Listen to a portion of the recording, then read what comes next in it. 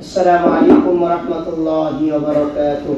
وعليكم السلام ورحمة الله وبركاته. الحمد لله رب العالمين.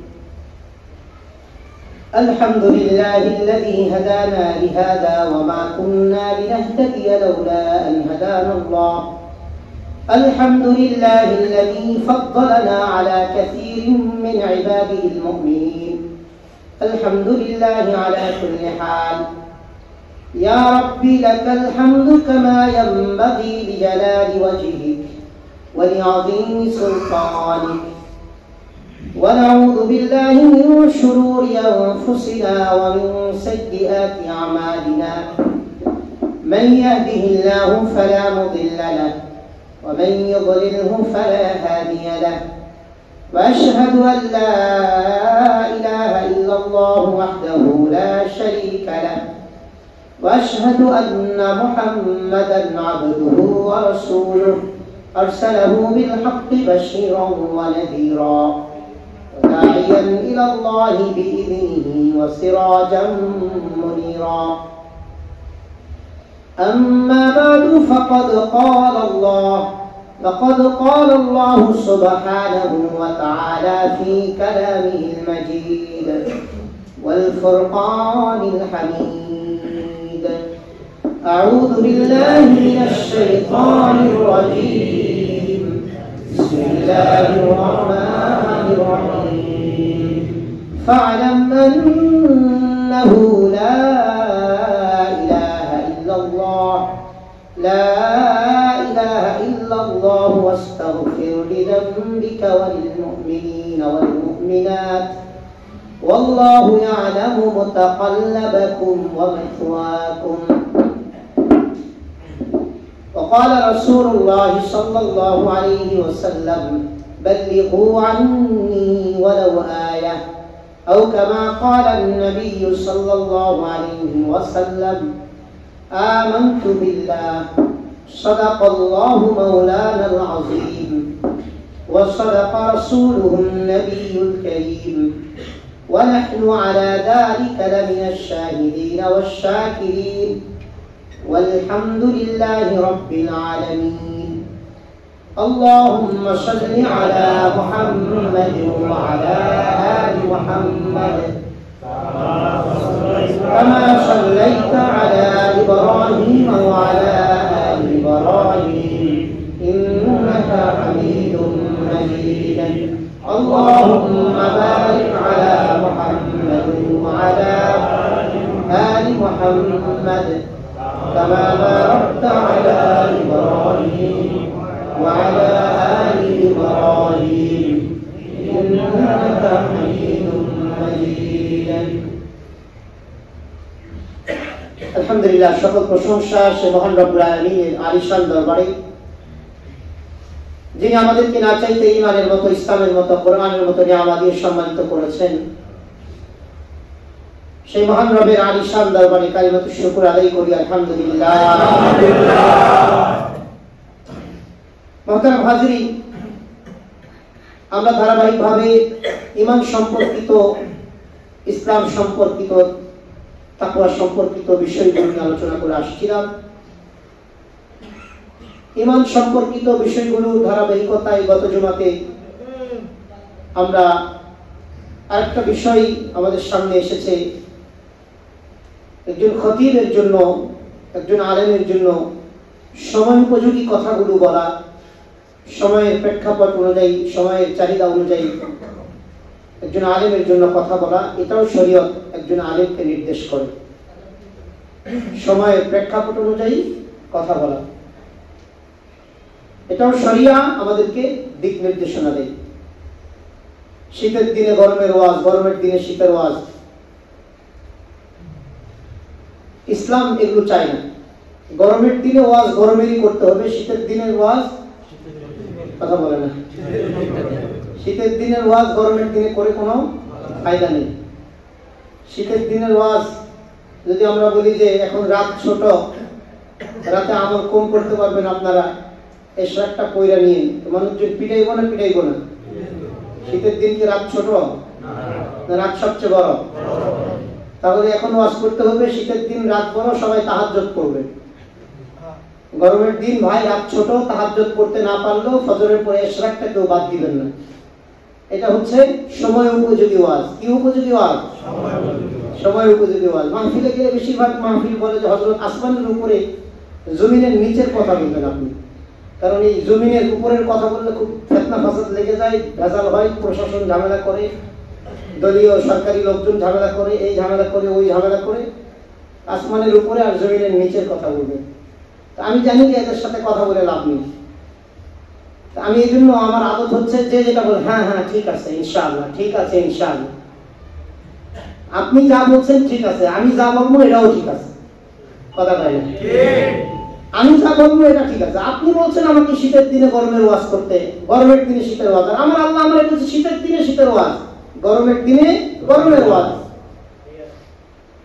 তো আপনার কথা মতো আমার চলতে হবে না। আপনার লেখা কোরআন আর আপনার লেখা হাদিসকে আমি পড়েছি না, আমার রবের পাঠানো কোরআন পড়েছি। আমি আমার রবের পাঠানো কোরআন পড়েছি, রবের রাসূলের হাদিস, রাসূলের পাঠানো হাদিসকে আমরা সংরক্ষণ করার চেষ্টা করছি। সে অনুযায়ী আমাদের কথা বলতে হবে। গত জুমার ধারাবাহিকতায় আমরা গত জুমায় একটা নতুন কথা আমাদের সামনে চলে এসেছিল যে বর্তমান বিশ্বে ইহুদিদের সবচেয়ে বড় দালাল বলেছিলাম সৌদি আরব। আপনি যদি গত এক সপ্তাহ, গত 10 দিনে, গত 10 দিন আগে, গত 2 দিন আগে বা 1 দিন আগে শেষ হয়েছে তাদের এই স্ট্রং কি যেন একটা সাউন্ড সিস্টেম করেছে, যেটা পৃথিবীর প্রথম তারাই উদ্বোধন করলো।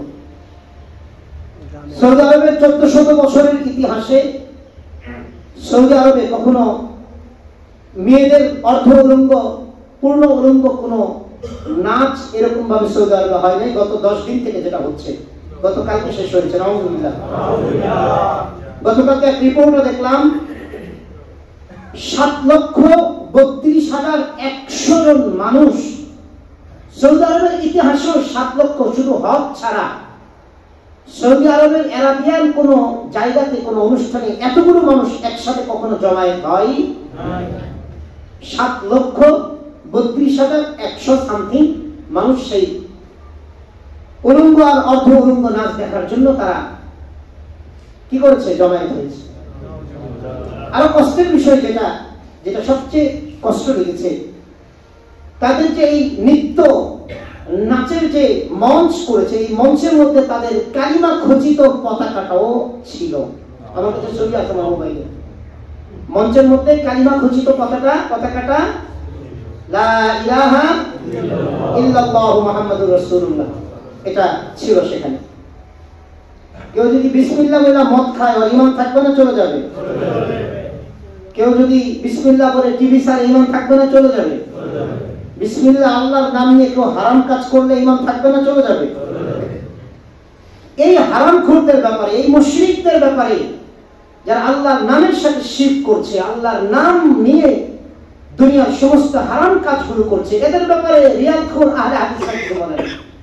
আমাদের দেশে তথাকথিত রিয়াদখোর কিছু আহলে হাদিস নামদারি শায়েখ নামক দালাল আছে, চিনেন আপনারা? এই শায়েখ নামক দালালরা এই সৌদিয়ানদের রিয়াল খাওয়ার কারণে এরা কোনো কথা বলে না তাদের বিরুদ্ধে। এই আহলে হাদিস শায়েখ নামক দালালরা, এই রিয়াদখোররা আমাদের দেশের দাওয়াত ও তাবলীগের একেবারেই নিরীহ সাথীগুলোর বিরুদ্ধে তারা কথা বলে। গত কয়েকদিন আগে ফেসবুকে একটা ভিডিও ভাইরাল হয়েছে। এক রিয়াদখোর দালাল শায়েখ মুজাফফর বিন মুহসিন, নাম শুনে থাকবেন আপনারা। কি বলবো এটা, কোনো কিছু বলার তার আমি ভাষা পাই না। এত বড় দালাল এগুলো। একজন তাকে প্রশ্ন করেছে, অনেকগুলো 8 মিনিটের মতো একটা ভিডিও, অনেকগুলো কথা। তার মধ্যে একজন প্রশ্ন করেছে, হযরত সৌদি আরবে তাবলীগ নিষিদ্ধ করা হবে, এই কথা শুনে আপনি আলহামদুলিল্লাহ খুব জোরে বললেন, কিন্তু বিগত 10 দিন থেকে যে সৌদি আরবে উলঙ্গ নৃত্য হচ্ছে, গান হচ্ছে, কনসার্ট হচ্ছে, পৃথিবীর সবচেয়ে দামি সাউন্ড সিস্টেম দিয়ে, যে সাউন্ড সিস্টেমটা প্রথম সৌদি আরবে উদ্বোধন করা হলো, নাউজুবিল্লাহ, এই সাউন্ড সিস্টেমটা আগে কোথাও উদ্বোধন করা হয়নি। তাদের বিরুদ্ধে, এই গানের বিরুদ্ধে তো আপনি কিছু বলছেন না। এই রিয়াল খুশ তথাকথিত শায়েখ মুজাফফর বিন মুহসিন বলছে, তার উত্তরগুলো শোনেন। কেউ যদি জিনা করতে করতে, সুদ খেতে খেতে, ঘুষ খেতে খেতে, মদ খেতে খেতে, চুরি করতে করতে কেউ যদি মারা যায়, করতে করতে মারা যায়, তাহলে আশা করা যায় সে আল্লাহর কাছে মাপ পাবে। কিন্তু কেউ যদি তাবলীগ করতে করতে মারা যায়, তাহলে সে জাহান্নামে যাবে, সে কোনো মাপ পাবে না। সাথে কয়েকটা শব্দ অ্যাড করেছে, সুফিবাদী আকীদা। তাবলীগীরা নাকি সুফিবাদী আকীদা লালন করে, কবরের সিজদা, মাজারের সিজদা, পীর পূজা, আল্লাহর গায়েব জাননেওয়ালা যে সিফাত, এটা রাসূল গায়েব জানেন, এই আকীদাগুলো নাকি তাবলীগওয়ালারা লালন করে। আপনারা দেখেছেন কেউ যে তাবলীগওয়ালারা কোনো মাজার বানিয়েছে বাংলাদেশে? কোনো তাবলীগওয়ালার মাজার এরকম আছে কোনো? বাংলাদেশের মধ্যে একক তাবলীগের আমির দীর্ঘদিন ছিলেন মরহুম আব্দুল আজিজ রাহিমাহুল্লাহ, যার বাড়ি ছিল আপনার খুলনাতে। তারপরে আরেকজন ছিলেন সিলেটে। এরকম বেশ ৩-৪ জন পুরো বাংলাদেশের তাবলীগের আমির ছিলেন। আজ থেকে আরো ৫৪ বছর আগের থেকে আমি কথা বলছি, বাংলাদেশ স্বাধীনতা হওয়ার আগে থেকে। বাংলাদেশের কোন কওমি কোন আলেমের আপনারা মাজার দেখেছেন? মাজার আছে? দেওয়ানবাগে, আরামবাগে, রাজারবাগে, কুতুববাগে, আটরশি, চন্দ্রপাড়া, মাইজভান্ডারিতে গেলে যে মাজারগুলো পাওয়া যায়, মিরপুরের শাহ আলী মাজার আর গোলাপশাহ মাজার ঢাকা, আর ঢাকার সেই আপনার পুরান ঢাকার ওই যে আরো কিছু শয়তান ময়তান আছে, এই মাজারগুলো বাংলাদেশের ঢাকার মধ্যে বড় বড় যে কওমি মাদ্রাসাগুলো আছে, এগুলোতে কোনো মাজারের অস্তিত্ব আছে? এগুলোতে কোনো পীর পূজা আছে? কোনো আলেমকে শ্রদ্ধার নামে সেজদা আছে? এই দেশে যদি কেউ মাজার পূজা উজ্জীবিত রাখে, সেজদা দেয়, কবর পূজা করে, তাহলে এই দেশে আছে আটরশি, মাইজভান্ডারি, আরামবাগ, দেওয়ানবাগ, কুতুববাগ। এই সুফিয়ানি মতবাদ যারা লালন করে তারা আছে। কিন্তু কার কথা কাকে এনে লাগিয়ে দিয়ে কাদের ঈমান হারা করছে? কত বড় রিয়ালখোর শায়েখ এবং গাঞ্জা খেয়ে যদি তাকে, তাহলে এরকম কথা বলতে পারে, এবং এক্সপার্টেড গাঞ্জা খেয়েছে। কত বড় বেয়াদব! এই বেয়াদব বলে যে তাবলীগের সাথীরা কি স্কুলে যায়? তাবলীগের সাথীদেরকে কলেজে যেতে দেখেছেন? তাবলীগের সাথীদেরকে ইউনিভার্সিটিতে যেতে দেখেছেন? তাবলীগের সাথীরা মসজিদে যায় কেন? যে মসজিদের, তারপরে বলছে তাবলীগের সাথীরা কলেজে যায় না, ইউনিভার্সিটিতে যায় না, স্কুলে যায় না। আরে এদের তো ঈমানই নাই, এখানে যাবে কেন? এরা যায় মসজিদে। মসজিদে যে কজন মানুষের ঈমান আছে, তাদের ঈমানগুলোকে নষ্ট করে দেওয়ার জন্য তাবলীগের সাথীরা মসজিদে যায়। আরেকটু আসতে বলেন না। এক্সপায়ার ডেটওয়ালা গাঁজা খাইছে না পুরাটাই শেষ? পুরাই শেষ। এক্সপায়ার ডেট থাকলে তো গাঁজা খেয়ে এত পাগল হয়নি। চিন্তা করছেন, মানুষ একজনের বিরোধিতা, আমরা বলছি না যে কারো বিরোধিতা, কেউ যদি কোরআন হাদিসের বাইরে যায়, আমরা সাদ সাহেবের বিরুদ্ধে কথা বলেছি না? কথা বলেন না কেন? আরে মিয়া, সাদ সাহেব আমাদের লোক ছিলেন। তার বাপ দাদা, তার পরদাদা হচ্ছে ইলিয়াস রহমতুল্লাহ, তার পরদাদা। তাবলীগের যে সিস্টেমটা তার পরদাদা চালু করেছে। কিন্তু এই সাদ সাহেবের বিরুদ্ধে আমরা কথা বলছি। সাদ সাহেব কোরআন সুন্নাহ থেকে দূরে গিয়েছে। এই জন্য ইলিয়াস রহমতুল্লাহ যদি কোরআন সুন্নাহ থেকে দূরে চলে যেত, ইলিয়াস রহমতুল্লাহ টুটি চিপে ধরে দারুল উলুম দেওবন্দের ওলামায়ে কেরাম তাকে এখান থেকে বহিষ্কার করে দিত। পুরো পৃথিবীতে রাসূল আরবি সাল্লাল্লাহু আলাইহি সাল্লাম আপনাদেরকে তথ্য দেই, কোরআন আল্লাহর পক্ষ থেকে নাযিল হয়েছে। হাদিসে আরবি সাল্লাল্লাহু আলাইহি ওয়াসাল্লাম, রাসূলের হাদিস, কোরআন এবং পরিপূর্ণ হাদিস আল্লাহ রাসূল আলোচনা করেছেন, কোরআন রেখে দিয়েছেন। এই কোরআন এবং হাদিসকে পরিপূর্ণ মানার মতো একটা জামাত তৈরি করেছেন না করেন নাই? সেই জামাতের নাম কি? সাহাবায়ে কেরামের জামাত। পরিপূর্ণ একটা জামাত তৈরি করে দিয়েছেন সাহাবায়ে কেরামের জামাত, যারা আল্লাহর পূর্ণ কোরআন, রাসূলের পূর্ণ হাদিসগুলোকে তারা মানতেন। আপনাদেরকে যে কথাটা বলতে চাচ্ছি, রাসূলের হাদিস এবং আল্লাহর কোরআন পৃথিবীতে এখনো উজ্জীবিত আছে। পৃথিবীর অনেক মুসলিম কান্ট্রিতে পরিপূর্ণ কোরআন পড়ানো হয়, হাদিস পড়ানো হয়। মক্কাতে পড়ানো হয়, মক্কা উম্মুল কুরা ইউনিভার্সিটিতে, মদিনা ইউনিভার্সিটিতে, মিশর আজহারে, সেই লিবিয়া, সিরিয়া, বুখারা, সামারকান্দ, ইয়ামান, আরাবিয়ান বলেন, নন আরাবিয়ান কান্ট্রি বলেন, মিশর বলেন, আপনার হচ্ছে মালয়েশিয়া বলেন, ইন্দোনেশিয়া বলেন, আফ্রিকাতে যাবেন, সেখানে আপনি কোরআন হাদিস পড়নেওয়ালা মাদ্রাসা আছে, কোরআন হাদিস পড়নেওয়ালা স্কুল ইউনিভার্সিটি আছে। শুধু আপনাকে একেবারে নিরেট একটা তথ্য দেই, কোরআন হাদিস শুধু পড়লেই চলবে না, কোরআন হাদিস পরিপূর্ণ শরীরের মধ্যে নিজের ব্যক্তি জীবন, পারিবারিক জীবনে ফিট করতে হবে। রাসূল আরবি কি শুধু কোরআন হাদিস পড়ার জন্য বলেছেন না মানার জন্য বলেছেন? রাসূল আরবি পড়েছেন, শুনিয়েছেন, তাদেরকে মানিয়েছেন। পৃথিবীতে যদি পরিপূর্ণ, অনেকে আছে আংশিক, যদি পরিপূর্ণ বর্তমান পৃথিবীতে আলহামদুলিল্লাহ সুম্মা আলহামদুলিল্লাহ পরিপূর্ণ যদি কোরআন এবং হাদিস পরিপূর্ণ পড়ে এবং পড়ার পরে পরিপূর্ণ মানার যদি চেষ্টা করে, তারা হচ্ছে দারুল উলুম দেওবন্দের উস্তাদ এবং দেওবন্দের ছাত্র এবং দেওবন্দের সিলসিলার যত পৃথিবীতে মাদ্রাসা আছে, এখানেই কেবল পরিপূর্ণ কোরআন হাদিস পড়ানো হয় এবং যারা পড়ে এখান থেকেই কেবল তারা পরিপূর্ণভাবে কোরআন হাদিস মেনে সাহাবায়ে কেরামের মতো একটা জামাত এখান থেকে বের হচ্ছে। আপনি মক্কা ইউনিভার্সিটিতে পড়ে, তাফসীরে পড়ে, হাদিস নিয়ে পড়ে, তাদের দেখবেন সাহিত্যের দাড়ি-মাড়ি কিছু নেই। মিশর আল আজহারে পড়ে, মিশর আল আজহারের বর্তমান যিনি গ্র্যান্ড মুফতি, সর্বোচ্চ ডিগ্রিধারী, সর্বোচ্চ মুফতি, তার দাড়ি নাই। আপনি নেটে সার্চ দিয়ে দেখেন। আমরা বলছি না দাড়ির ভিতরেই পড়লো ইসলাম, আমরা এটা বলছি না, কিন্তু এটাও একটা ইসলামের শান। দাড়িটা ইসলামের শান না? পরিপূর্ণ ইসলাম দাড়ির ভিতরে নাই, তবে এটা ইসলামের একটা শান। এই লিবাস পড়লেই পরিপূর্ণ ইসলামী হয়ে যাবে না, এটা নয়, কিন্তু এটা একটা ইসলামের শান। সম্মানিত ভাই, এই দারুল উলুম দেওবন্দের একজন সাথী হচ্ছে, একজন ছাত্র হচ্ছে মাওলানা ইলিয়াস সাহেব রাহমাতুল্লাহ। তাবলীগ কি ইলিয়াস সাহেব রাহমাতুল্লাহ না তাবলীগ আল্লাহ? আমরা আলোচনা করেছি তাবলীগ কার? দাওয়া কার? কার পক্ষ থেকে আমাদের উপর আমানা? আল্লাহর পক্ষ থেকে আমাদের উপর আমানা। আমাদের উপর আমানত দেওয়া হয়েছে রব্বুল আলামিনের পক্ষ থেকে, এবং রব্বুল আলামিন আমাদেরকে সম্মানিত হওয়া এবং আমাদেরকে কুনতুম খায়রা উম্মাহ, শ্রেষ্ঠ উম্মাহ হওয়া আল্লাহ মানদণ্ড দিয়েছেন। সূরা আলে ইমরানের 110 নম্বর আয়াত আল্লাহ বলেছেন, কুনতুম খায়রা উম্মাহ উখরিজাত লিন-নাস তা'মুরুনা বিল মা'রুফ ওয়া তানহাউনা আনিল মুনকার। রব্বুল আলামিন বলে দিয়েছেন যে তোমাদেরকে বের করা হয়েছে, তোমরাই হচ্ছে সর্বশ্রেষ্ঠ উম্মাহ, সর্বশ্রেষ্ঠ জাতি। তোমাদেরকে বের করা হয়েছে মানুষের কল্যাণের জন্য। গত জুমে আমরা আলোচনা করেছি, মানুষকে অন্ন, বস্ত্র, খাবার, পোশাক, বাসস্থান দেওয়া, এটাও কল্যাণ মানুষের জন্য।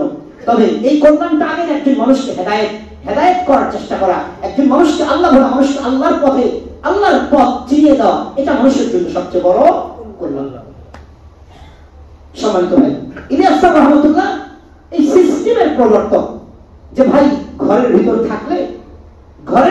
থাকলে আপনি বিবি বাচ্চা একটা পেরেশানিতে আপনি দিন পরিপূর্ণভাবে বুঝবেন না, মানার চেষ্টা করতে পারবেন না।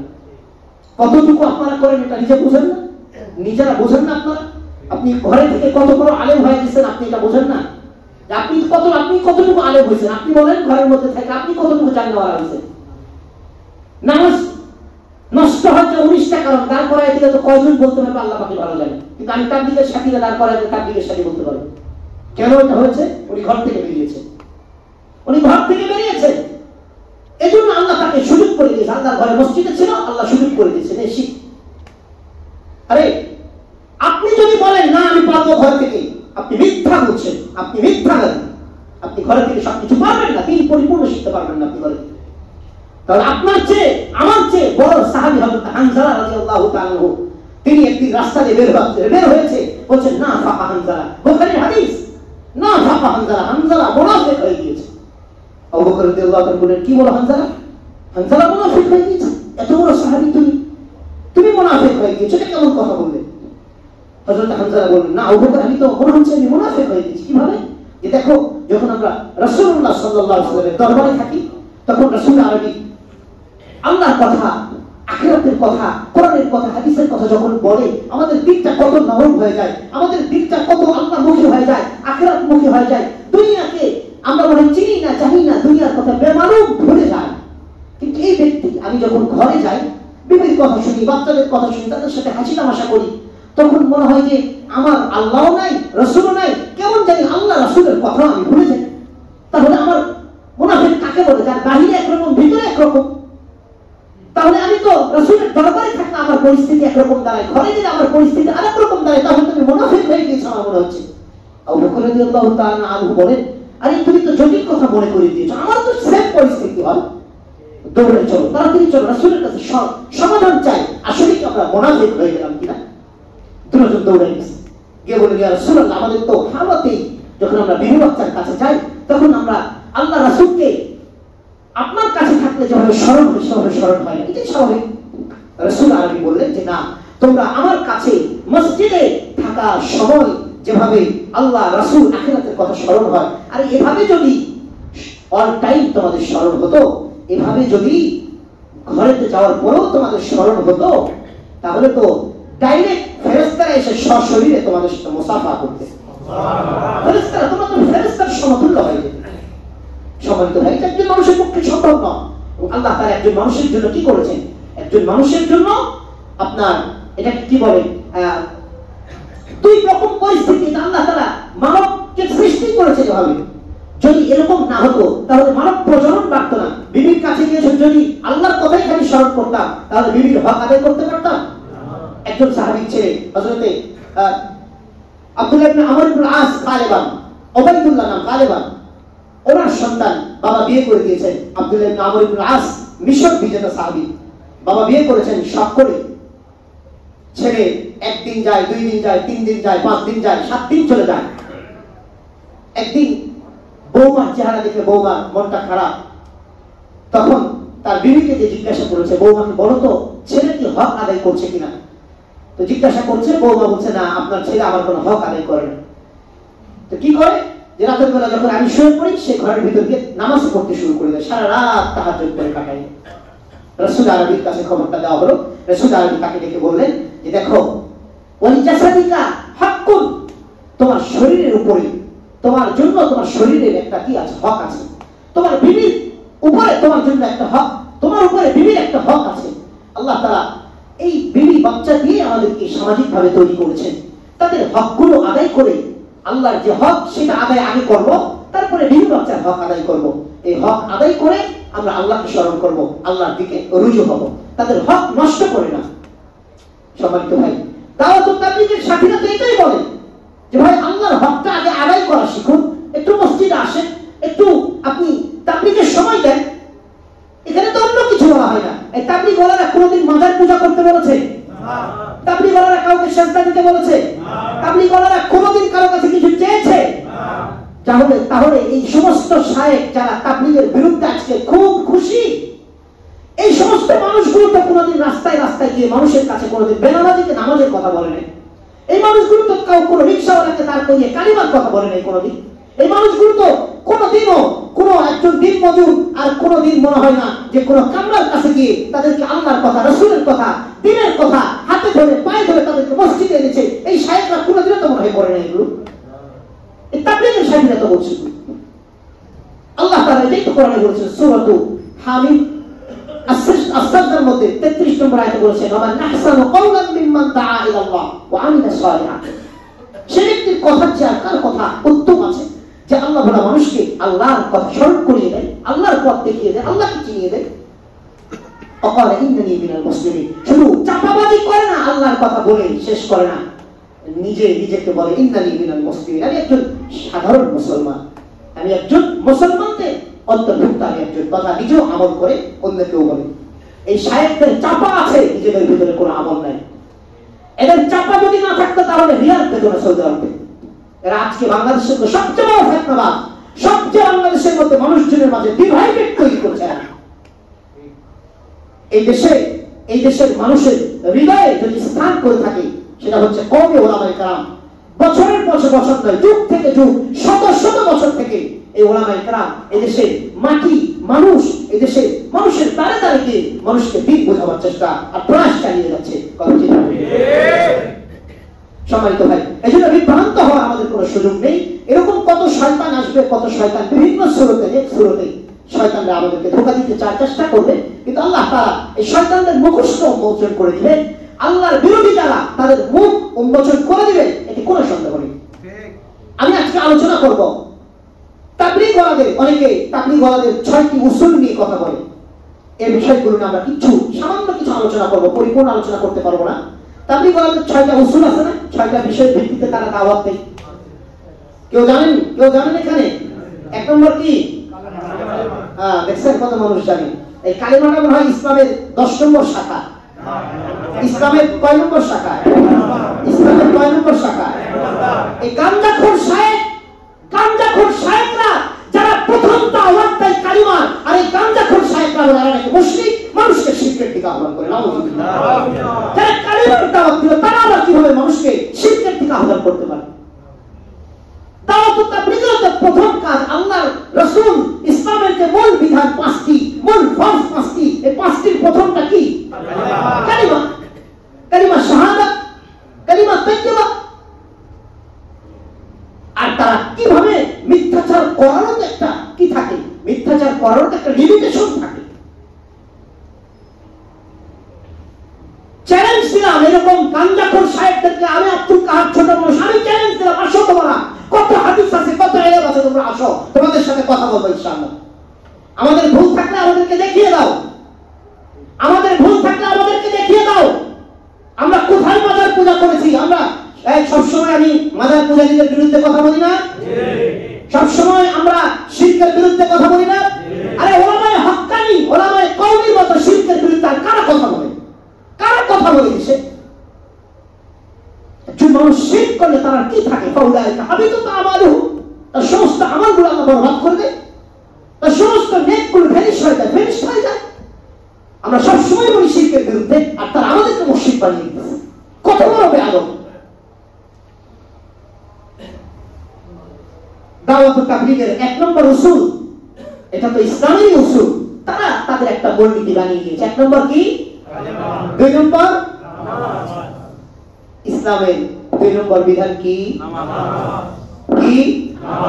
জোরে বলেন কি? ইসলামের 3 নম্বর বিধান রোজা, তারপরে হজ, তারপরে যাকাত।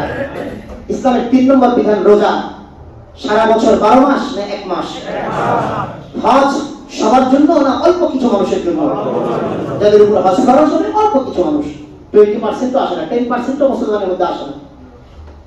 যাকাত হয়তো 50 বা 60% লোকের উপর আসে। বাকি 3টি বছর আনতে, এজন্য বাকি 3টিকে তারা আনে নাই, না হলে অবশ্যই রাখতে, যে দৈনন্দিনের আমল হতো, প্রতি মুহূর্তের আমল হতো। এটা বাকি 3টির আলোচনা তো ওলামায়ে কেরাম করেন। 1 নম্বর কালিমা, এটা মুহূর্তে, প্রতি মুহূর্তে, প্রতি সেকেন্ডে লাগবে, কারণ কালিমা যদি ঈমান কারো না থাকে, যে কোনো মুহূর্তে ঈমান হারা হয়ে মারা যেতে পারে। প্রতি মুহূর্তে একজন মানুষের ঈমানের হালতে থাকা জরুরি। নামাজ অবশ্যই লাগবে, প্রতিদিনের ফরজ। তারপরে দাওয়াতুত তাবলীগের 3 নম্বর উসুল কি? আমি এটা উসুল বলছি, তাদের একটা মূল নীতি তারা বানিয়ে দিয়েছে। 3 নম্বর উসুল কি বলেন তো? ইলম ও জিকির। আরে শিখেন না, যারা পারেন না শিখেন। ইলম ও জিকির কি বলেন? ইলম ও জিকির। কোরআনুল কারীমে আল্লাহ কোন আয়াতটা, ইলম মানে কি? শিক্ষা অর্জন, জিকির মানে আল্লাহ জিকির করা। কোরআনুল কারীমে আল্লাহ প্রথম আয়াত কোনটা নাযিল করেছে? কে বলতে পারবেন? ইকরা মানে কি? খাও। ইকরা সৌদি আরবের রিয়াল খাও, কি মানে? আরে বলেন না কি মানে? ইকরা পড়ো। তো দাওয়াতুত তাবলীগের 3 নম্বর উসুল ইলম ও জিকির। আপনি কালিমা পড়বেন, নামাজও পড়বেন, কিন্তু কালিমা আর নামাজ শুদ্ধ করার জন্য ইলম লাগবে না? ইলম না হলে চলবে? আল্লাহ কোরআনের প্রথম আয়াত নাযিল করেছেন, ইকরা পড়ো। তো ইলম ও জিকির যে তাবলীগওয়ালারা একটা উসুল বানালেন, এই উসুলটা কি কোরআন হাদিসের বাইরে না ভিতরে? কোরআনের 1 নম্বর আয়াতের উসুলে তারা এটা বানিয়েছে। ইলম ও জিকির কই শিখবা? ঘরের মধ্যে, বিবির কাছে শিখবা। আরে বিবির কাছে শিখলে তো খালি কম্বলের ভিতর ঢুকাইবো, কম্বল থেকে তো তোমার বের হতে দিবে না। বিবির কাছে ইলম পাবা না তুমি। বিবির কাছে যা পাবা, চুড়ি, ফিতা, আলতা, সোনো, পাউডার, এগুলো পাইবা। বিবির কাছে ইলম পাবা না তুমি। তোমাকে ঘর থেকে বের হতে হবে, বের হয়ে তুমি মসজিদে আসো, ওলামায়ে কেরামের দরবারে যাও। হক্কানি পীর, মাজার পূজারী আর ভণ্ড পীর নয়, মুশরিক পীর নয়, হক্কানি পীর। কোন পীর বলেন? হক্কানি পীরের কাছে যাও। 3 নম্বর গেল ইলম ও জিকির। সংক্ষিপ্ত করে বলছি, আলোচনা করব, আমি বিস্তারিত আলোচনা করব ইনশাআল্লাহ। 4 নম্বর কি? সবাই বলেন। ইকরামুল মুসলিমিন মানে কি? বাংলা কি? মুসলমানকে সম্মান করা, মুসলমানকে কি করা? সম্মান করা। যার যে মর্যাদা আছে সেই মর্যাদা অনুযায়ী ইকরাম করা, সম্মান করা, তাকে তার তাজিম করা, তাকে আপ্যায়ন করা, সবগুলো আসে। রাসূল নবী আখিরাতের সাথে এটা সম্পৃক্ত করে দিয়েছে। এক হাদিসে পরিষ্কার করে বলছে, মান কানা ইউমিনু বিল্লাহি ওয়াল ইয়াউমিল আখির ফালইকরিম দাইফা। রাসূল বলেছেন যে আল্লাহকে বিশ্বাস রাখে না, যে আল্লাহতে, মান কানা ইউমিনু বিল্লাহি ওয়াল ইয়াউমিল আখির, যে আল্লাহকে বিশ্বাস রাখে, পরকালে বিশ্বাস রাখে, সে যেন তার মেহমানের সম্মান করে। তাহলে কেউ যদি ইচ্ছাকৃত মেহমানকে অসম্মান করে তাহলে কি মনে হয় তার ঈমান আছে? তার পরকালে বিশ্বাস আছে? আল্লাহ রাসূল বলেন আখিরাতে যদি বিশ্বাস রাখো, আল্লাহতে যদি তোমার বিশ্বাস থাকে, মেহমানকে সম্মান করো। তাহলে মেহমানের সম্মানের সাথে আল্লাহর বিশ্বাসের সম্পৃক্ততা। এটা তাবলীগরা কি ইসলামের বাইরে কোনো উসুল বানিয়েছে এখানে? হ্যাঁ। আর একজন মানুষ আর একজন মানুষকে রেসপেক্ট করা, একজন মানুষ আর একজন মানুষের উপরে কয়টা ফরজ আল্লাহ দিয়েছেন, কয়টা জিনিস দিয়েছেন? কি কি বলে গেলে তো ভাই ওয়াজ করে লাভ নেই। 4 বছর থেকে ওয়াজ করতেছি, একটা তারপরে বলে যান না। একজন মুসলমান আর একজন মুসলমানের কয়টা জিনিসের সম্মান রক্ষা করতে হবে? কয়টি জিনিসকে সম্মান করতে হবে? কয়টি জিনিসের আমানতের খেয়ানত করা যাবে না? 3টি জিনিস, জান, মাল, সম্মান। আমি আপনাকে ইকরাম করব মানে আপনার জান, মাল, সম্মানের সর্বোচ্চ আমি হেফাজত করার চেষ্টা করব যে কোনো ভাবে। এটা একজন মুসলমান আর একজন মুসলমানের কাছে পাও না। তো দাওয়াত ও তাবলীগের একটা উসুল বানিয়েছে যে একজন মানুষ আরেকজন মানুষকে রেসপেক্ট করা, পারস্পরিক ভালোবাসা, সম্পর্ক, স্নেহ, মমত্ববোধ রেসপেক্ট ছাড়া হয় না রেসপেক্ট সহকারে হয়। একজন আরেকজনকে রেসপেক্ট করলে, একজন আরেকজনকে মূল্যায়ন করলেই তো একজনের প্রতি আরেকজনের ভালোবাসা করতে পারে। কথা ঠিক না? ওখানে যাও ভাই, লোকটা আমাদেরকে গেলে কি যে সমাদর করে, কি যে মূল্যায়ন করে, অথচ আমি একটা ছোট মানুষ, তারপরে গেলে উনি না খায় আসতে দেন না, কি সুন্দর ব্যবহার করেন। এটা মানুষ বলে না? ইসলাম এটা চায় মানুষের কাছে, করতে হবে, আল্লাহর পক্ষ থেকে বিধান। দাওয়াত ও তাবলীগের সাথীরা একটা এতগুলো হাদিস থেকে একটা হাদিস বেছে নিয়েছে যে মানুষের পারস্পরিক সম্পর্ক ভালোবাসার জন্য আল্লাহর জন্য হয় এবং মানুষ যেন আরেকজনকে মানুষ মনে করে সম্মান করে। দাওয়াত ও তাবলীগের 4 নম্বর একটা উসুল বানিয়েছেন তারা, ইকরামুল মুসলিমিন, পরস্পর মুসলমানকে সম্মান করা, ভালোবাসা, তাদের ইজ্জত অনুযায়ী তাদের সাথে ব্যবহার করা, তাদের সম্মান অনুযায়ী তাদের সাথে ব্যবহার করা। 5 নম্বর কি? সবাই বলেন, সবাই বলেন, সবাই বলেন। সব আমল করলাম, নিয়ত অসহি হলে জান্নাত না জাহান্নাম? জোরে বলেন। সব আমল ঠিক আছে, নিয়ত অসহির কারণে জান্নাত না জাহান্নাম? তাবলীগরা এই খারাপ জিনিস এটা তৈরি করছে, এই উসুলটা খারাপ বানিয়েছে যে সহি নিয়ত, সমস্ত আমলের ক্ষেত্রে যদি সহি নিয়ত থাকে তাহলে তার ঠিকানা হবে কোথায়? আর বদ নিয়ত থাকলে ঠিকানা হবে কোথায়? মানুষ দেখার নিয়ত থাকলে জাহান্নাম। এই উসুলটা, এটা কি আল্লাহ রাসূলের বিধান না, কোরআনের বিধান না, হাদিসের বিধান না, তাবলীগদের বিধান? কথা বলেন, কিসের বিধান? আরে কোরআনে তো একাধিক আয়াতে বলছে আমি ইবাদত যখন করবে আমি আল্লাহ আমার জন্য করবে, সহি নিয়ত করবে। বারবার আল্লাহ বলেছে, আমরা আলোচনা করেছি একাধিকবার। 6 নম্বর উসুল দাওয়াত ও তাবলীগ। 6 নম্বর কি নিয়ম? দাওয়াত ও তাবলীগ। দাওয়াত ও তাবলীগের আলোচনা তো গত সময় করেছি। দাওয়াত কার কাজ? আল্লাহর বিধান। কার বিধান? আল্লাহর বিধান। দাওয়াত এটা কার বিধান? আল্লাহ। তাবলীগ কার বিধান? আল্লাহ। আল্লাহ তাআলার বান্দা রব্বুল আলামিনের বান্দারা যদি পারস্পরিক যদি দাওয়াত ও তাবলীগের মেহনত ছুটে যায়, দাওয়াত ও তাবলীগের মেহনত যদি আমরা পরস্পর বন্ধ করে দেই, এই পৃথিবীতে মুসলমান প্রজনন কেন্দ্র বন্ধ হয়ে যাবে। আল্লাহ তাআলা বলেন রব্বুল আলামিনের জন্য কোরআনুল কারীমে 1 নম্বর দাওয়াত ও তাবলীগ ওয়ালাদের 1 নম্বর উসুল হচ্ছে কালিমার উসুল। কালিমাকে ঠিক করা, কালিমাকে শুধরানো, ঈমানকে ঠিক করা। আল্লাহ তাআলা রব্বুল আলামিন সূরা মুহাম্মাদের 19 নম্বর আয়াত বা 18 নম্বর আয়াত, 26 নম্বর পারার 8 নম্বর পৃষ্ঠা রব্বুল আলামিন বলছেন ফাআলাম আন্নাহু লা ইলাহা ইল্লাল্লাহ। রব্বুল আলামিন বলছেন ফাআলাম, বান্দা তুমি জানো। কি জানবে? কি জানবে? সৌদি রিয়াল কেমনে খাইতে হয় এটা জানবা? না, লা ইলাহা ইল্লাল্লাহ জানো। আল্লাহু আকবার বলেন। রব্বুল আলামিন বলেন ফাআলাম, বান্দা তুমি জানো। কি জানবে? আন্নাহু লা ইলাহা ইল্লাল্লাহ। বান্দা তুমি জানো লা ইলাহা ইল্লাল্লাহ, এই কালিমা জানো, এই কালিমা পড়ো, আর এই কালিমার উপরে বান্দা যদি তুমি আমল করে যেতে পারো, তাহলে বান্দা দুনিয়ার আর কারোর সাথে তোমার সম্পর্ক হবে না। আমি আল্লাহ আমার সাথে ডাইরেক্ট তোমার কানেকশন আর সম্পর্ক হয়ে যাবে। আল্লাহ তাআলা বান্দা যুগে যুগে ওলামায়ে কেরাম যুগে যুগে আম্বিয়া আলাইহিমুস সালামের যেহেতু সিলসিলা দুনিয়া থেকে বিদায় নিয়েছে, মুহাম্মদুর রাসূলুল্লাহ সাল্লাল্লাহু আলাইহি ওয়াসাল্লাম সর্বশেষ নবী, আখেরি পয়গম্বর মুহাম্মদুর রাসূলুল্লাহ সাল্লাল্লাহু আলাইহি ওয়াসাল্লাম দুনিয়া থেকে বিদায় নেওয়ার পরে দাওয়াত ও তাবলীগের এই মিশনটা প্রতিটি উম্মতে মুহাম্মাদীর উপরে রব্বুল আলামিনের পক্ষ থেকে এসে পড়েছে। আল্লাহ তাআলা বান্দা হযরত উলামায়ে কেরাম এই মিশনকে পরিপূর্ণভাবে চেষ্টা চালিয়ে যাচ্ছেন। হযরত উলামায়ে কেরামের মেহনতে আরেকটি মেহনত বাড়িয়েছে, হক্কানি মেহনত। সেই মেহনতের নাম হচ্ছে দাওয়াত ও তাবলীগের এই সাথীরা। আল্লাহ তাআলার গোলাম হযরত বাইজিদ বুস্তামি রাহমাতুল্লাহর মতো একজন আল্লাহর ওলি, একজন বুজুর্গ, দেখেন উলামায়ে কেরাম কোন জায়গা পর্যন্ত দাওয়াত ও তাবলীগের এই দাওয়া নিয়ে, ইলিয়াসি দাওয়াত নয়, ইলিয়াসি দাওয়াত না, আল্লাহর দাওয়াত। সিস্টেমটা একটা ইলিয়াস রাহমাতুল্লাহ, সিস্টেমটা কার? 3 7 10 40, এটা এই সিস্টেমটা জাস্ট এতটুকু উনি একটা নিয়ম বের করেছে। আমাদের যে এখন মাদ্রাসাগুলো আছে, এই মাদ্রাসাগুলো কি আমাদের মতো সাহাবায়ে কেরাম মাদ্রাসায় পড়ছে? আমাদের মতো আবাসিক থাকে এরকম মাদ্রাসা ছিল তখন? কোরআন হাদিসকে শেখার জন্য এটাকে কেন্দ্রবিন্দু বানিয়ে সহিহ যে কোনো পথ ও পদ্ধতি অবলম্বন করা শরীয়ত জায়েজ করেছে। ভাই কথা বুঝাইতে পেরেছি?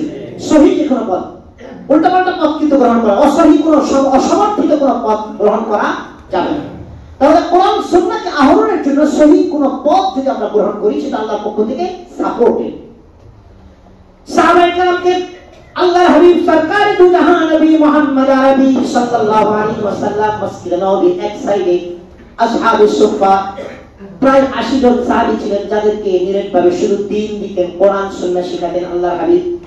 আল্লাহ তাআলার গোলাম এই ধারাবাহিকতায় উলামায়ে কেরাম রাসূলের যে রেখে যাওয়া মিরাজ কোরআন ও সুন্নাহ, সেটাকে ধারণ করে বংশ পরম্পরায় উলামায়ে কেরাম দিয়ে যেতেছেন।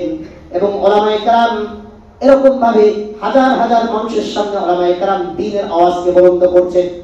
আল্লাহ তাআলা বান্দা হযরত আব্দুল কাদের জিলানী রাহমাতুল্লাহ, আমরা নাম শুনেছি। আব্দুল কাদের জিলানী একজন হক্কানি আলেম ছিলেন, হক্কানি পীর ছিলেন, কিন্তু দুঃখজনক ভান্ডারি গ্রুপরা আব্দুল কাদের জিলানী নিয়ে তারে নষ্ট করে ফেলছে। এই ভান্ডারি গ্রুপ যারাই নিবে তারাই শেষ করে ফেলবে, ভান্ডারি গ্রুপ যাকেই পাবে তাকেই শেষ করে ফেলবে। কিন্তু আব্দুল কাদের জিলানী তো সুস্থ, তার জীবন চরিত্রটাকে নষ্ট করে ফেলছে, তার জীবনীটাকে, তাকে তো নষ্ট করতে পারে। আল্লাহ তাআলার গোলাম হযরত বাইজিদ বুস্তামি রাহমাতুল্লাহি রাহমাতান ওয়াসিআ এই দাওয়াতের সিলসিলায় দেখেন কিভাবে কালিমার দাওয়া নিয়ে হযরত বাইজিদ বুস্তামি রাহমাতুল্লাহি রাহমাতান ওয়াসিআ মানুষের দ্বারে দ্বারে বারে গিয়েছেন। আল্লাহর ওলিরা মানুষের দ্বারে দ্বারে বারে গিয়েছেন। ঘটনায় পাওয়া যায় হযরত বাইজিদ বুস্তামি রাহমাতুল্লাহ বুস্তাম শহরে বসবাস করতেন। তিনি একদিন খবর পেলেন ইহুদিদের পণ্ডিত সহ প্রায় 5 লক্ষ পণ্ডিত, প্রায় 5 লক্ষ ইহুদি আলেম এবং ইহুদি সাধারণ জনগণ, 5 লক্ষ মানুষের একটি সমাগম চলছে, 5 লক্ষ ইহুদিদের একটি সেমিনার চলছে। হযরত বাইজিদ বুস্তামি রাহমাতুল্লাহি রাহমাতান ওয়াসিআ ছদ্মবেশে সেই সেমিনারের বাইরে দীর্ঘক্ষণ দাঁড়িয়ে সেই সেমিনারে সেই ইহুদি পণ্ডিতদের আলোচনা শুনছিলেন। হঠাৎ করে বাইজিদ বুস্তামি রাহমাতুল্লাহ শুনতে ওই সেমিনারের ভিতরে ঢুকে পড়েছেন। আল্লাহর ওলি হযরত বাইজিদ বুস্তামি রাহমাতুল্লাহ ওই সেমিনারে ঢুকতে দেরি হয়েছে। কালিমা ওয়ালা দাওয়াত ওয়ালা নবীওয়ালা কাজ নিয়ে হযরত বাইজিদ বুস্তামি রাহমাতুল্লাহ ওই সেমিনারে ঢুকতে দেরি হয়েছে, কিন্তু এই হকের দাওয়াতের ধারক বাহক ওই সেমিনারে ঢুকতে দেরি। কিন্তু ওই সেমিনারে সবথেকে ইহুদি বড় পণ্ডিত যিনি আলোচনা করছিলেন, বাইজিদ বুস্তামি ঢুকতে দেরি রব্বুল আলামিন কুদরতিভাবে ওই ইহুদি পণ্ডিতের জবানকে বন্ধ করে দিয়েছে। ইহুদির জবান বন্ধ হয়ে গেছে। ইহুদির যারা সাক্ষী ছিল তারা বলছে, জনাব আলোচনা করুন, কথা বলুন, কোনোভাবে কথা আসছে না। অনেকক্ষণ রিকোয়েস্টের পরে ইহুদির জবান খুলেছে। ইহুদি বলছে, আমি কথা কিভাবে বলবো? এখানে তো একজন মুহাম্মাদি ঢুকে পড়েছে। আল্লাহু আকবার। এখানে তো একজন মুহাম্মাদি ঢুকে পড়েছে। ওই মুহাম্মাদি ঢোকার কারণে আমার জবান বন্ধ হয়ে গিয়েছে, আমি আর কথা বলতে পারছি না। তারা বললেন, হযরত আমাদেরকে ওই মুহাম্মাদিকে দেখিয়ে দিন। তো মুহাম্মদ সাল্লাল্লাহু আলাইহি সাল্লামের উম্মতকে দেখিয়ে দিন আমরা তাকে পিটায় মাইরা ফেলি। ইহুদি পণ্ডিত বলে না না তাকে মারা যাবে না, তিনি অনেক বড় ব্যক্তি, তাকে মারা যাবে না, তাকে কিছু বলো না। ইহুদি পণ্ডিত বলে এখানে কোন মুহাম্মাদি ঢুকে পড়েছেন, আপনি দাঁড়িয়ে যান। হযরত বাইজিদ বুস্তামি আল্লাহু আকবার বলে দাঁড়িয়ে পড়েছেন। আল্লাহ বলেন তো কোন ভয় নেই। এই সৌদি আরবরা আর ইসরায়েলের এই চেরা চামুন্ডারা এরা যতই চিল্লাচিল্লি করুক, ইনশাআল্লাহ সুম্মা ইনশাআল্লাহ আল্লাহর এই দিনের কাজ পৃথিবীর কোন পরাশক্তি বন্ধ করতে পারবে না, পারবে না। আরে মিয়া 200 বছর, এই 200 বছর ব্রিটিশরা পাক ভারতে শাসন করে গিয়েছে। এই 200 বছরের মধ্যে ব্রিটিশরা আমাদের থেকে নীল চাষ করে নিয়েছে, আমাদের বাপ দাদা আমাদের পরদাদাদেরকে গরুর মতো খাটিয়েছে, জুলুম করেছে, কষ্ট দিয়েছে, কিন্তু আমাদের বাপ দাদাদের থেকে তারা তো ঈমান ছিনিয়ে নিতে পারে না। এই উলামায়ে কেরামের মেহনতের ফসল কি? এই ইহুদি নাসারারা যতই তারা চিল্লাচিল্লি করুক, উলামায়ে কেরাম থেকে এবং সাধারণ মানুষ থেকে ঈমানকে ছিনিয়ে নিতে পারবে না। আল্লাহ তাআলার গোলাম ইহুদি পণ্ডিত বললেন এখানে মুহাম্মাদি যিনি ঢুকে পড়েছেন দাঁড়িয়ে যান। বাইজিদ বুস্তামি রাহমাতুল্লাহি রাহমাতান ওয়াসিআ আল্লাহু আকবার বলে দাঁড়িয়ে পড়লেন। ইহুদি পণ্ডিত বাইজিদ বুস্তামিকে ভালো করে চিনে, যুগের শ্রেষ্ঠ আলেম, ভালো করে জানেন। ইহুদি পণ্ডিত চিন্তা করলেন বাইজিদ বুস্তামি ঢোকার পরে আমি একটু নাজেহাল হয়েছি, আমি অপদস্থ হয়েছি। বাইজিদ বুস্তামিকে এমন কিছু প্রশ্ন করব বাইজিদ বুস্তামি যেন নাজেহাল হয়ে যায়, আমার সব শাগিরদের সামনে যেন সে বেইজ্জত হয়ে যায়। ইহুদি পণ্ডিত বাইজিদ বুস্তামিকে বলেন আপনাকে কিছু প্রশ্ন করব, উত্তর দিতে পারবেন? বাইজিদ বুস্তামি বলেন ইনশাআল্লাহ আমার রবের উপর ভরসা করে বলছি আমি উত্তর দিব ইনশাআল্লাহ, আপনি প্রশ্ন করুন। ইহুদি পণ্ডিত বলে সেই এক কি যার কোনো দুই নেই? বাইজিদ বুস্তামি রাহমাতুল্লাহ বলেন আল্লাহু আহাদ ইন্নামা ইলাহুকুম ইলাহুন ওয়াহিদ, সেই এক হচ্ছেন আল্লাহ, যার কোনো দুই নেই। ইহুদি পণ্ডিত বলে সেই দুই কি যার কোনো তিন নেই? বাইজিদ বুস্তামি রাহমাতুল্লাহ বলেন খালাকাস সামাওয়াতি ওয়াল আরদ, সেই দুই হচ্ছে রব্বুল আলামিন আসমান এবং জমিন বানিয়েছেন। আসমান এক, জমিন দুই, এই দুই যার কোনো তিন নেই। ইহুদি পণ্ডিত বলে সেই তিন কি যার কোনো চার নেই? বাইজিদ বুস্তামি রাহমাতুল্লাহ বলেন ফি লাওহিন মাহফুজ নুনুল কলামি ওয়া মা ইয়াসতুরুন আর রহমানু আলাল আরশি ইসতাওয়া। বাইজিদ বুস্তামি রাহমাতুল্লাহ বলেন রব্বুল আলামিন লৌহ, কলম, আরশ এই তিন বানিয়েছেন। লৌহ, কলম আর আরশ এই তিন রব বানিয়েছেন, যার কোনো চার নেই। ইহুদি পণ্ডিত বলে সেই চার কি যার কোনো পাঁচ নেই? বাইজিদ বুস্তামি রাহমাতুল্লাহ বলেন রব্বুল আলামিন চারের মধ্যে একটি আলাদা বৈশিষ্ট্য দিয়েছেন, বিশেষত্ব দিয়েছেন। রব্বুল আলামিন লক্ষ কোটি কোটি লক্ষ কোটি করোড় করোড়, আল্লাহ তার একমাত্র সংখ্যা ভালো জানেন, ফেরেশতা বানিয়েছেন। রব্বুল আলামিন তার মধ্যে চারজন বড় বড় ফেরেশতা বানিয়েছেন, জিবরাইল, মিকাইল, ইসরাফিল, আজরাইল, এই চারজন ফেরেশতা রব্বুল আলামিন লক্ষাধিক নবী দুনিয়াতে পাঠিয়েছেন। তার মধ্যে চারজনকে রব্বুল আলামিন তার প্রিয়তম বানিয়েছেন, চারজনকে আল্লাহ তাআলা নিজের করে নিয়েছেন, সবাইকে নিজের করে নিয়েছেন। চারজনকে স্পেশাল আলাদা মর্যাদা দিয়েছেন। হযরত ইব্রাহিম খলিলুল্লাহ, মুসা কালিমুল্লাহ, ঈসা রূহুল্লাহ, মুহাম্মাদুর রাসূলুল্লাহ। মুহাম্মাদুর রাসূলুল্লাহ সাল্লাল্লাহু আলাইহি সাল্লাম 5 থেকে 7 লক্ষ সাহাবী দুনিয়াতে রেখে দিয়েছেন। তার মধ্যে চারজন তার খেলাফত আলা মিনহাজিন নবুওয়া পরিপূর্ণভাবে দায়িত্ব পালন করেছেন। চারজন তার বিশেষ খলিফা ছিলেন আবু বকর, ওমর, ওসমান, আলী রিদওয়ানুল্লাহি তাআলা আলাইহিম আজমাইন। এই চার, যার কোনো পাঁচ নেই। আল্লাহু আকবার। ইহুদি পণ্ডিত বলে সেই পাঁচ কি যার কোনো ছয় নেই? বাইজিদ বুস্তামি রাহমাতুল্লাহ বলেন মুসলমানদের জন্য, উম্মতি মুহাম্মাদীদের জন্য রব্বুল আলামিন কোরআনে বলেছেন 5 ওয়াক্তের নামাজ ফরজ করেছেন। যে 5 ওয়াক্তের নামাজ ফরজ আল্লাহ করেছেন, এই 5 ওয়াক্তের নামাজ যদি কোন মুমিন মুসলমান নির্ধারিত সময় পরে দুনিয়া থেকে বিদায় নিতে পারে, এই 5 ওয়াক্তের নামাজের বিনিময়ে রব্বুল আলামিন ওই মুমিনকে জান্নাত দিবে। যে 5 ওয়াক্ত নামাজ মুমিন রক্ষা করবে তাকে আল্লাহ রক্ষা করবেন। মুমিনদের জন্য রব 5 কে বিশেষত্ব বানিয়েছেন। 5 ওয়াক্ত নামাজ দিয়ে মুমিনের হাতের আঙ্গুলগুলো 5 দিয়ে, পায়ের আঙ্গুলগুলো আলাদা করে 5 দিয়ে আল্লাহ বিশেষত্ব দান করেছেন। মুমিনের 5 অঙ্গ তথা পঞ্চ ইন্দ্রিয় দিয়ে আলাদা বিশেষত্ব দান করেছেন। যার কোনো ছয় নেই। ইহুদি পণ্ডিত বলে সেই ছয় কি যার কোনো সাত নেই। বাইজিদ মুস্তামি রাহমাতুল্লাহ আলাইহি রব্বুল আলামিন কোরআনে বলেছেন ইন্না রাব্বাকুমুল্লাহুল্লাযী খালাকাস সামাওয়াতি ওয়াল আরদা ফি সিত্তাতি আইয়াম, আমি আল্লাহ আসমান এবং জমিন বানিয়েছি 6 দিনে। কয় দিনে? 6 দিনে। আল্লাহ তাআলা আসমান এবং জমিন ফি সিত্তাতি আইয়াম, আলাদা ব্যাখ্যা আছে। রব্বুল আলামিন কোরআনে বলেছেন আসমান এবং জমিন রব্বুল আলামিন 6 দিনে বানিয়েছেন। আল্লাহর এই আসমান জমিন বানাইতে 7 দিন লাগে নাই। এই 6 যার কোনো 7 নেই। ইহুদি পণ্ডিত বলে সেই 7 কি যার কোনো 8 নেই। বাইজিদ মুস্তামি রাহমাতুল্লাহ বলেন রব্বুল আলামিন কোরআনুল কারীমের মধ্যে বলেছেন আল্লাহুল্লাযী খালাকাস সামাওয়াতি ওয়াল আরদা ওয়া আনজালা মিনাস সামাই মাআত।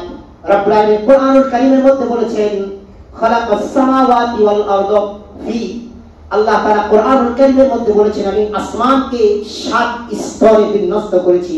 7টি আসমান বানিয়েছি, 7টি জমিনকে 7টি স্তরে বিন্যস্ত করেছি। 7 জমিন বানিয়েছি যার কোনো 8 নেই। ইহুদি পণ্ডিত বলে সেই 8 কি যার কোনো 9 নেই। বাইজিদ মুস্তামি রাহমাতুল্লাহ আলাইহি রব্বুল আলামিন সূরাতুল হাক্কাতের মধ্যে বলেছেন ময়দানে মাহশারে কিয়ামতের দিন রব্বুল আলামিন যে আরশ আজিমের মধ্যে সমাসীন থাকবেন, সেই আরশকে বহনকারী ফেরেশতা হবে 8 জন। সূরাতুল হাক্কাতের মধ্যে রব্বুল আলামিন বলেন ওয়াল মালাকু আলা আরজাইহা ওয়া ইয়াহমিলু আরশা রাব্বিকা ফাওকাহুম ইয়াওমা ইদিন 8। রব্বুল আলামিনের যে আরশকে বহন করবে কিয়ামতের দিন, সেই আরশ বহনকারী ফেরেশতা হবে 8 জন, যার কোনো 9 নেই। ইহুদি পণ্ডিত বলে সেই 9 কি যার কোনো 10 নেই। বাইজিদ মুস্তামি রাহমাতুল্লাহ বলেন সালেহ আলাইহিস সালাম আল্লাহর কুদরত দেখাবার জন্য পাহাড় ফেটে রব্বুল আলামিনকে বলেছিলেন, পাহাড় ফেটে আল্লাহ তাআলা একটি উটনীকে বের করেছেন। সেই উটনীকে হত্যা করার জন্য সালেহ আলাইহিস সালামের উম্মতদের মধ্যে 9 জন সন্ত্রাসী ছিল, যেটা কোরআনে আল্লাহ বলেছেন ওয়াকানা ফিল মাদিনাতি 9 রাহতিন ইফসিদুনা ফিল আরদি ওয়া লা ইসলিহুন। সূরাতুল কাসাসের মধ্যে আল্লাহ আলোচনা করেছেন সালেহ আলাইহিস সালামের সেই শহরের মধ্যে 9 জন সন্ত্রাসী ছিল, যার কোনো 10 ছিল না। ইহুদি পণ্ডিত বলে সেই 10 কি যার কোনো 11 নেই।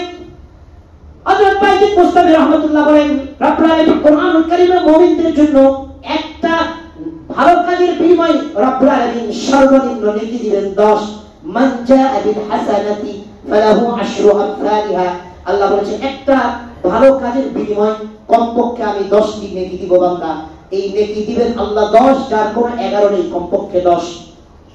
ইহুদি পণ্ডিত বলে সেই 11 কি যার কোনো 12 নেই।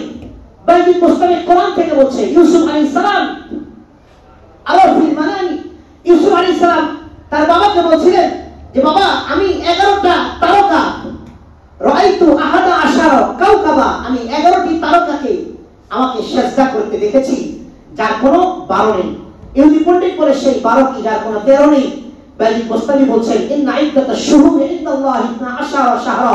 রব কোরআনে বলেছেন মাসের ঘূর্ণয়ে 360 দিনের ঘূর্ণয়ে এই পুরা বছরটাকে আমি 12টি মাসে বিভক্ত করেছি, যার কোনো 13 নেই। আল্লাহু আকবার। ইহুদি পণ্ডিত বলছে সেই 13 কি যার কোনো 14 নেই। কোরআন থেকে আবার উত্তর দিলেন, আল্লাহ বলেছেন সূরা ইউসুফের মধ্যে ইউসুফ আলাইহিস সালাম তার বাবাকে বলছিলেন যে আমি স্বপ্নে দেখেছি 11টি তারা এবং একটি চন্দ্র একটি সূর্য আমাকে সিজদা করছে। মোট 13টি 11টি তারা একটি চন্দ্র সূর্য আমাকে সিজদা করছে, যার কোনো 14 নেই। ইহুদি পণ্ডিত এরকম প্রশ্ন করতে করতে করতে করতে 99টা করেছে। সুবহানাল্লাহ বলেন। আমাদের সময় শেষ, এজন্য আমরা আর বলতে পারলাম না। ইহুদি পণ্ডিত শেষ পর্যন্ত বলছে দুনিয়ার মধ্যে সবচেয়ে দামি বাহন কোনটি? বাইজিদ মুস্তামি বললেন সবচেয়ে দামি বাহন হচ্ছে ঘোড়া। সবচেয়ে দামি বাহন কি? কথা বলেন না। সবচেয়ে দামি বাহন কি? ঘোড়া। ঘোড়া দামি কেন এটা আলাদা ব্যাখ্যা আরেক সময় করা যাবে। ঘোড়া মুসলমানেরা এখন দামি বাহন এটা বোঝে না, তবে ভিন্ন একটা বাহিনী বোঝে। বাহিনীর নাম নিলে আমার ঝামেলা আছে, যার কারণে যখন গত বছরে ওই যে নরেন্দ্র মোদী এসেছিল, তারপর একটা আন্দোলন হয়েছিল, ওই আন্দোলনের মধ্যে নারায়ণপুর নরসিংদীর একটা ছেলে একটা ঘোড়া নিয়ে, হ্যাংলাপাত্তা একটা ছেলে একটা ঘোড়া নিয়ে ওই আন্দোলনের মধ্যে এসেছিল। দেখেছেন আপনারা কেউ? ওই ছেলেটাকে গ্রেফতার করেছে। ওই ছেলেটাও দুর্বল, যে উস্তাদ দিয়ে চলে দেব, এর ঘোড়াটাও, এটা ঘোড়া হয়তো অরিজিনাল ঘোড়াও না, খচ্চর আর গাধার মাঝামাঝি হবে কিছু, ঘোড়াটাও দুর্বল। কিন্তু এই ঘোড়া নিয়ে আসার অপরাধে তাকে গ্রেফতার করা হয়েছে। কেন? কিসের ভয়? ঘোড়া নিয়ে আসছে কিসের ভয় আপনাদের? আমাদের দেশের মুসলমান এই ভয় পায় না, এই ভয় অন্য বাহিনী বলেছে। এই ভয় আমাদের শত্রু। আর ইহুদি নাসারার দালাল নয় চলে। মুসলমানরা যদি আবার কোরআন তরবারি ফিরে পায়, তাদের পুরো পৃথিবী তাদের হাতে আবার চলে আসবে। এই জন্য বাইজিদ বুস্তামি লিখে বলছেন পৃথিবীর দায়বাহন কি? আল্লাহ হাবিব বলেছেন ঘোড়াকে আল্লাহ এমন একটা রাডার দিয়েছেন, এমন মেধা দিয়েছেন, ঘোড়ার যে মনিব আছে, ঘোড়ার 5 মাইলের ভিতরে যদি কোনো বিপদ আসে ঘোড়া অস্থির হয়ে যায়, ঘোড়া বুঝে ফেলে মনিব আপনার বিপদ আছে, আপনি এদিকে যায় না, ঘোড়া উল্টা দিকে চলতে থাকে। আর আল্লাহু আকবার বলেন না, এ হচ্ছে ঘোড়া সবচেয়ে দামি বাহন, আল্লাহ আলাদা রাডার দিয়ে দিয়েছে। এজন্য ইহুদি নাসারা ঘোড়ার হাকিকত জানে, মুসলমান জানে না। সম্মানিত ভাই, ইহুদি বললেন 12 মাসের মধ্যে কোন মাস দাবি? তিনি উত্তর দিলেন, প্রশ্ন করতে করতে 99টা প্রশ্ন করেছে, উত্তর শেষ 99টা দেওয়া। বাইজিদ বুস্তামি বলেছে আপনি আমাকে 99টা প্রশ্ন করেছেন, আমি আল্লাহর উপর ভরসা করে কোরআন এবং হাদিস থেকে উত্তর দিয়েছি, যেটা আপনি কোনটাই খণ্ডন করতে পারেন নাই। আপনাকে আমি একটা প্রশ্ন করব, একটা প্রশ্নের শুধু উত্তর দিবেন আপনি। রাজি? ভেবাসে কাটায় গেছে, হায় আল্লাহ আমার কি প্রশ্ন করে, আমি তো শেষ। বাইজিদ বুস্তামি রাহমাতুল্লাহ বললেন আপনি বলুন কিয়ামতের দিন জান্নাতের পতাকা কার হাতে থাকবে? সুবহানাল্লাহ। কিয়ামতের দিন রব্বুল আলামিন জান্নাতের পতাকা কোন ব্যক্তিটির হাতে দিবে? আপনি সে এক প্রশ্নের উত্তর দেন আমাকে। ইহুদি পণ্ডিত মাথা নিচু করে দিয়েছে, কোনো উত্তর নাই। পিনপতন নীরবতা, 5 লক্ষ মানুষ প্রশ্ন করেছেন, তিনি উত্তর দিয়েছেন। আপনার কি জানা নেই এই প্রশ্নের উত্তর? তাহলে আপনি কিভাবে আমাদের লিডার হন? ইহুদি পণ্ডিত যখন সকলে চিল্লাচিল্লি শুরু করেছে, ইহুদি পণ্ডিত মাথা উঠিয়ে বলেছে এই প্রশ্নের উত্তর আমার জানা আছে, তবে এই প্রশ্নের উত্তর দিলে তোমরা আমাকে বাঁচিয়ে রাখবে না। কই না, আমরা বাঁচিয়ে রাখবো, আমরা আপনাকে কিছু করবো না, আপনি উত্তর দিন। ইহুদি পণ্ডিত বলেছে কিয়ামতের দিন জান্নাতের পতাকা সমস্ত নবীদেরকে নিয়ে, সমস্ত আল্লাহর বান্দাদেরকে নিয়ে আল্লাহ তাআলা যার হাতে জান্নাতের পতাকা দিবেন তিনি হচ্ছেন আখিরি জামানার পয়গম্বর নবী মুহাম্মদুর রাসূলুল্লাহ সাল্লাল্লাহু আলাইহি ওয়াসাল্লাম। জান্নাতের পতাকা থাকবে, আমাদের নবী মুসা আলাইহিস সালামের হাতে থাকবে না। এই কথা বলতে দেরি আল্লাহ তাআলা রহমে এক মজলিসে বাইজিদ বুস্তামির দাওয়াতে 5 লক্ষ ইহুদি সব মুসলমান হয়ে গেছে। আরে এই কালিমার দাওয়াতই তো তাবলীগরা দেয়, এই কালিমার দাওয়াতই তো তাবলীগরা দেয়, ওলামায়ে কেরাম এই কালিমার দাওয়াত দেয়। আর এই বেয়াদবগুলো, এই রিয়াদখোর, এই শায়েখ নামক কুলাঙ্গাররা আমাদের বাংলাদেশে এসে তারা আমাদের বিরুদ্ধে কথা বলে। আরে বেটা, আমাদের বিরুদ্ধে আমরা কোরআন হাদিসের বাইরে গেলে ধরাই যে আমরা তো তোদের ভাই, আমরা তো তোদের ভাই, তোরা ধরাই যে আমাদেরকে চোখে আঙুল দিয়ে দেখিয়ে দে হযরত এটা ভুল করছে, এটা ভুল করছে, এটা ভুল করছে। শিরক করলে আমরা বাঁচতে চাই, তোরা তো ধরাই যে আমাদেরকে আমরা আমিন জোরে বলি না। এই বেটা, কেউ সারা জীবন নামাজে যদি আমিন না বলে হে কি কাফের হয়ে যাবে? না, জোরেও বললো না, আস্তেও বললো না। বলেন সে নামাজে সারা জীবন তো আমিন জোরে বলে সে কি কাফের হয়ে যাবে? মুশরিক হয়ে যাবে? মুসলমান থাকবে না? আপনি কেন ফিতনা ছড়ান? আমিন আস্তে আর জোরে নেই, দুটোটাই হাদিসে আসছে।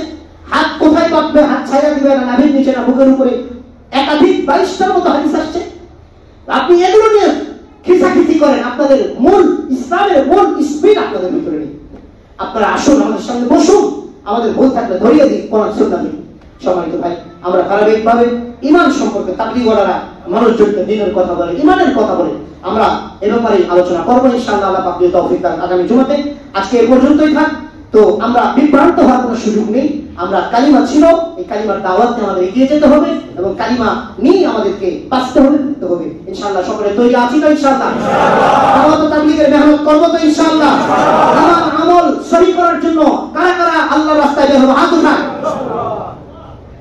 হাত উঠায়নি কে? আমি দেখতেছি, কিন্তু হাত কে উঠায়নি আমি দেখতেছি। হাত উঠান। আমি বলছি তাবলীগ করবেন না করবেন, দ্বীন শিখবেন কিনা বলেন? দ্বীন শিখা ফরজ না? মানুষকে দাওয়াত দেওয়া ফরজ না? এখন আপনার ইচ্ছা, হাত উঠাইলে উঠান, না উঠাইলে আপনি গান দেখান, আমার কোনো দেখার বিষয় নেই। আপনি যা ইচ্ছা তাই করেন। আমার এটা কাজ ছিল আপনার ক্ষতি হিসেবে আপনাকে বোঝানো। দ্বীন আপনার শিখতে হবে, আপনাকে মানুষকে আল্লাহর কথা বলতে হবে, আল্লাহর দিকে ডাকতে হবে, আপনি যে পর্যায়ে হন আপনার গণ্ডির ভিতরে থেকে। সম্মানিত ভাই, যে কথাগুলো বললাম আল্লাহ তাআলা আমাদের সবাইকে সহিভাবে বুঝাইবার আমার একটা তৌফিক দান করুন। সবাই বলে আমিন।